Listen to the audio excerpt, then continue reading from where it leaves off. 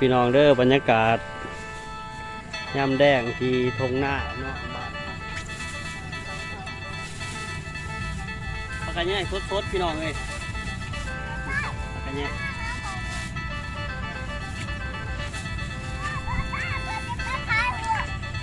ไป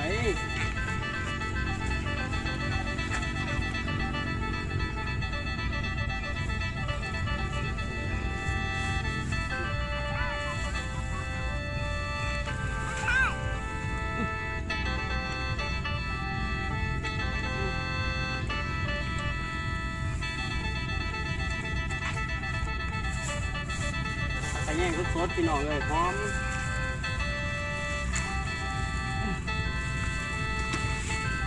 แล้วก็ปลูกน้ำนี่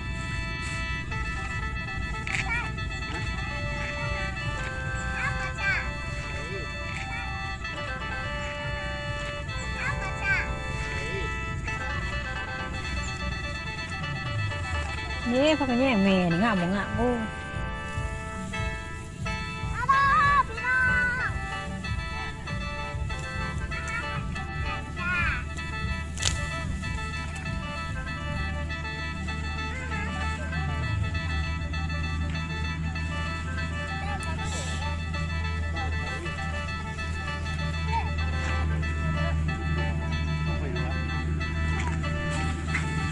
นี่อยู่ฝั่งข้างทางเดี๋ยวลูกเป็น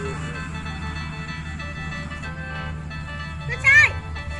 ไม่ใช่มาเห็นผักขี้นี่ใช่ถามว่าตีมาใส่ไว้มาเห็นผักขี้นี่ขึ้นนะขึ้นนะ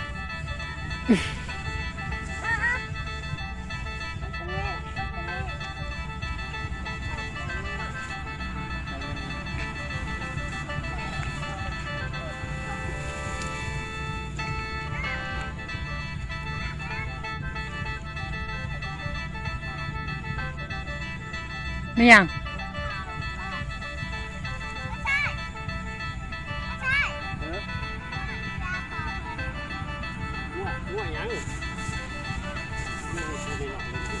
อันเดียวเอาตัวมันตัวเป็นตัวแมง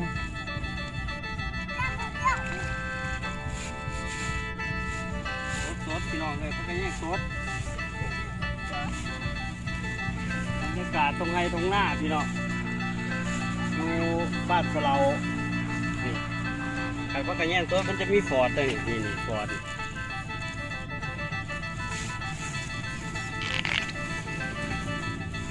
กระปุกโบวี่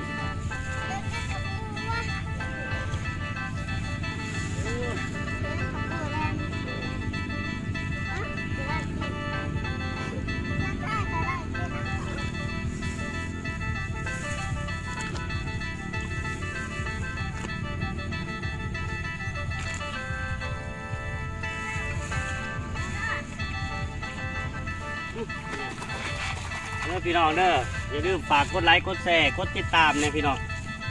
วันนี้บ่าวสุดไส้ถ้ามาเบิ่งทุ่งไฮทุ่งหน้าแล้วก็ที่นี่เก็บผักกระแยงเนาะแต่ที่นี่ไปยากตอนพี่น้องเลยแต่ปลาซิ่วน้อยหนึ่งแต่ว่าสิเมื่ออูเห็ดออมเห็ดอูเห็ดออมเดี๋ยวพี่น้องออมเพื่อผักกระแยงก็ดี